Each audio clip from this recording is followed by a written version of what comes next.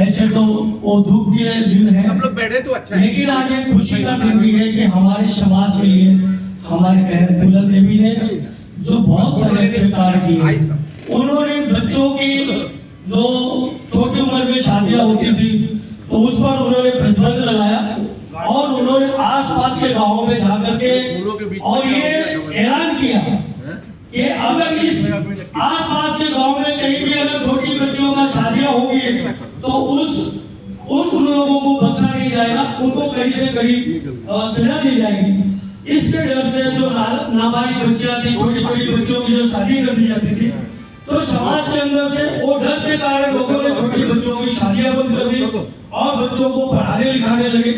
तो उन्होंने बहुत अच्छे कार्य किए। उन्होंने ये यहाँ तक कि